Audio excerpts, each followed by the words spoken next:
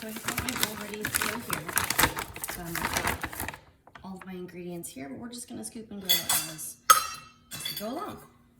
So the first thing I'm gonna do is the whole wheat pastry flour, and that's gonna go in a large bowl. What I've got set over to the side already is mashed bananas, and that is 3/4 of a cup of mashed bananas. And we'll get to that in just a minute. But let's go ahead and start with our dry ingredients, and so that's gonna be 1 3/4 of a cup of whole wheat pastry flour.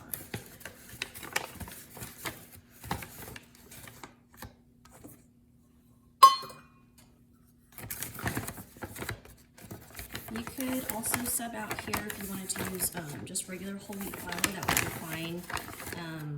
A regular AP flour would be used, just the regular white flour or AP flour would be fine here as well. You just don't get all the extra added benefits with the white flour that you would with a whole wheat flour. And I prefer the whole wheat pastry for these because it's a finer texture, so they come out just a little bit better. So that's 1 3/4 cups of the whole wheat pastry flour. We're gonna also add to that a 1/4 cup of almond flour.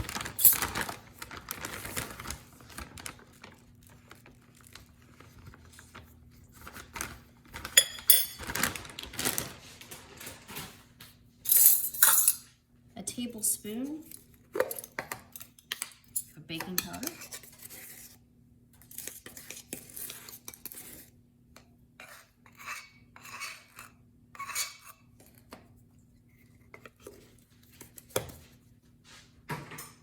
We're going to do 1 1/2 teaspoons of cinnamon.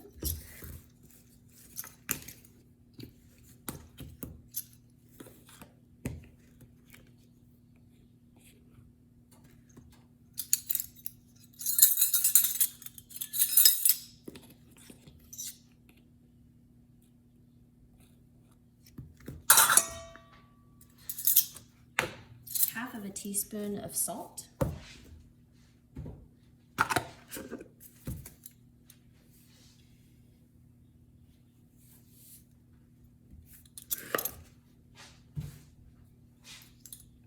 And 1 tablespoon of coconut sugar.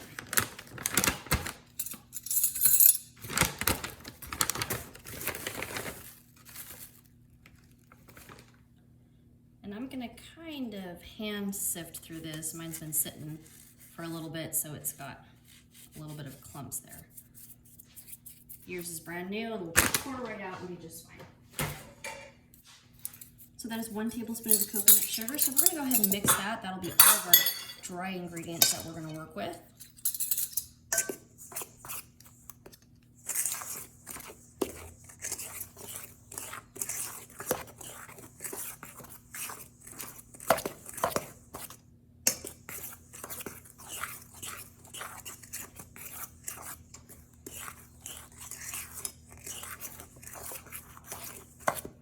These actually come together pretty quickly. I think a lot of people are intimidated by scones. They are not nearly as difficult as they look. And I kind of played with this recipe for a little while and trying to get into a vegan version, and this is the version I came out with that I'm happy with.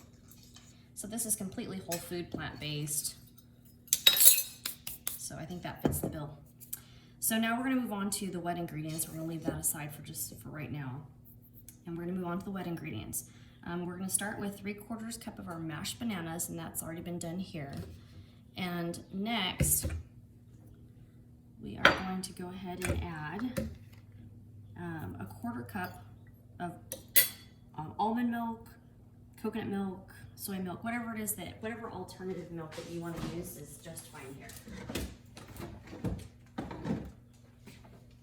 I'll be using an almond milk, but you, of course, are welcome to use whatever. Normally, I would not be using a dry measure, but that's what I have on hand. So, 1/4 cup of almond milk goes in there, and 2 tablespoons of maple syrup.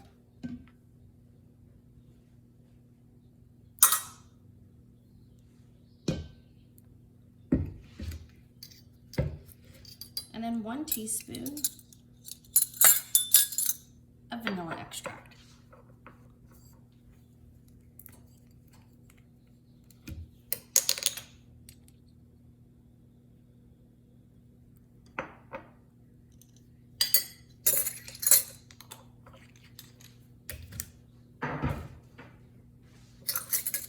now we'll go ahead and get that completely mixed in there.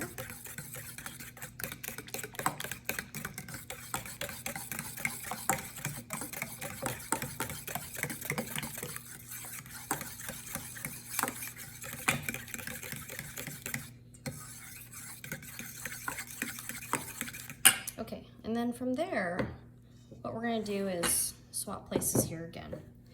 And we're going to measure out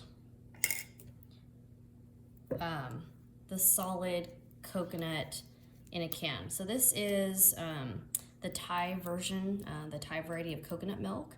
And when you put it into the refrigerator, if it happens to be the middle of winter, it'll do this on its own where it gets completely solid on the top.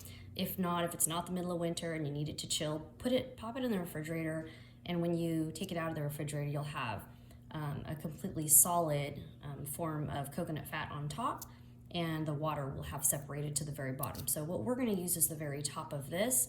It's nice and chilled, so it'll help to kind of create those layers inside of our scones as well. So this will be a 1/4 cup that we'll be using from here. So I'm going to go ahead and scoop that out.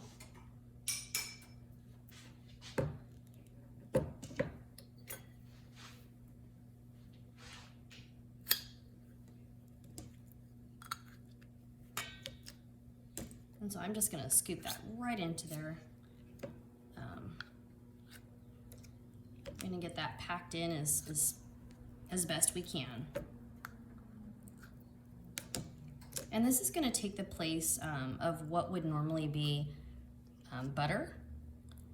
You absolutely could use a vegan butter here, a baking butter. Make sure it's one that's good for baking. Not all vegan butters are great for baking. But you could use that here. You could also use a Crisco. Same thing, you would want it chilled though. But just to kind of stick with the whole food plant-based, kind of a healthier variety, this is an all natural option. So this is what I prefer to use. And I like the flavor, so I find this works really well. If you hated coconut, you could use one of those other alternatives. Either the Crisco, they even have butter flavored Crisco, so that's a great option as well. If you just absolutely despise the coconut. I know some people who do. Okay, that'll work good.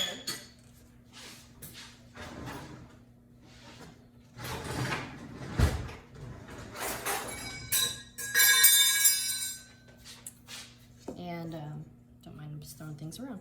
We're going to go ahead and use a pastry blender. Now, if you don't have a pastry cutter, the other thing you could use is 2 forks or 2 knives. And if you don't have a pastry cutter, what you would do is just take the 2 knives and you're going to kind of cut up your, you would kind of go in a cross section and just cut it all up throughout the flour until it comes into like tiny little pieces. But I happen to have a pastry blender here, and so this just makes life a whole lot easier. And we're just gonna cut that right into. So, you know, what I like to do is kind of shake it off, you know, as you're cutting the coconut milk fat into the butter, into the flour. And I like to shake it off just to make sure I've gotten it pretty well mixed. Sometimes it gets stuck on the side. Don't worry, just shove it right back into the pile.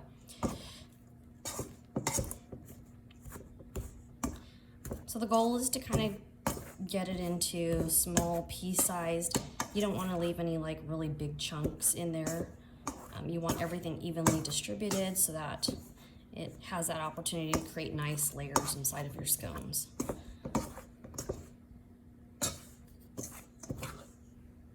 So I'll kind of just check through this to make sure there's no really big pieces left. And that looks good to me. So from here, what I'm going to do is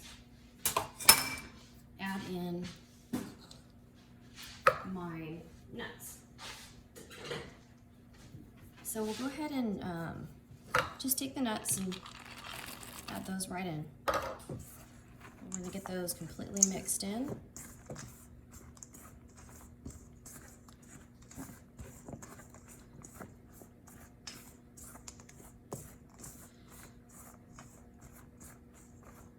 The last thing we're going to do here before we get them shaped and cut is go ahead and make a little well right into the center of that. And we're going to pour in our wet ingredients. So our banana mixture here is going to go right into the middle of the flour mixture. And I'll set that aside.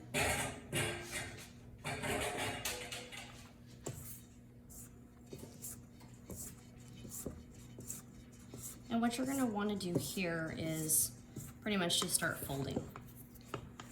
You don't want to mix. We're not going to turn it and mix it. We're just going to fold it to get it all incorporated.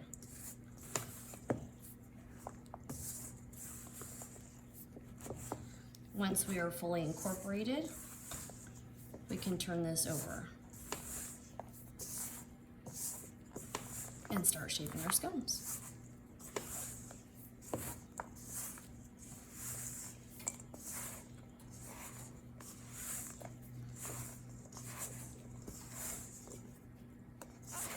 And that right there is good enough to go ahead and turn over.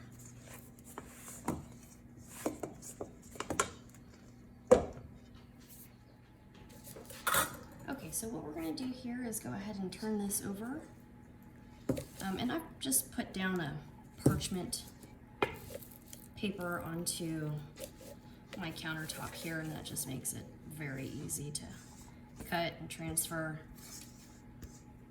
My stone countertop stays nice and cold, so that helps out just fine. So from there, we're just going to go ahead and shape it into a rectangle. There's a couple of ways that you could actually do this. One of the ways is what I'm going to do here, and that's to shape it into a rectangle. You're going to do about 12 inches long. I would say eyeball it 12 to 15. It's, you know, more or less. It's not going to kill you if it's a little bit more, and it's not going to kill you if it's a little bit less. You can also shape it into a circle and then cut it as you would a pie. Little pie slices. I'm sure everyone's seen it that way. I like to do it this way, and one of the reasons for that, I'll show you here, is that when we go to cut this, what we're generally going to do is cut our rectangle into thirds, this way here, and then you're going to cut them at a diagonal, this way. So that'll make your scones into those little triangles that you're looking for. What I like to do, because I have a lot of little kiddos in my home, and they need to be a little bit smaller, is I'll actually start by cutting my rectangle lengthwise first. So I'll start with it lengthwise, and then I'll cut it into the 3 sections. That way I'm getting bite-size pieces and quite a bit more, so they'll go a little bit further in my house. A little bit better for us with all the little hands that we have in our home. And that's it. So from here, we'll go ahead and take these and transfer them onto our baking sheet. Okay, so I have got those onto a parchment-lined baking sheet. So you can see how those, you know, form a little bit smaller of triangles. You could even make them a little bit smaller if you wanted to. These are great to take along. I've done tea parties where I've had this size was perfect for it.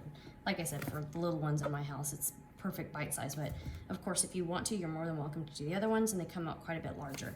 So the last thing I'm going to do here before I pop those into the oven is to go ahead and sprinkle them with a little bit of the organic sugar. So the organic sugar has a little bit larger of sugar crystals, so they're not the fine ones that you would get from the white table sugar. And so we're going to go ahead, and that just adds a little bit of sweetness right on top.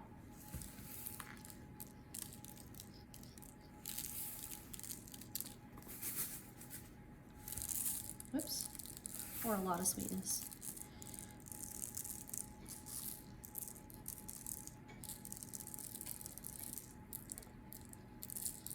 If you're trying to watch your sugar or omit all, added sugars, most certainly you do not have to do this step.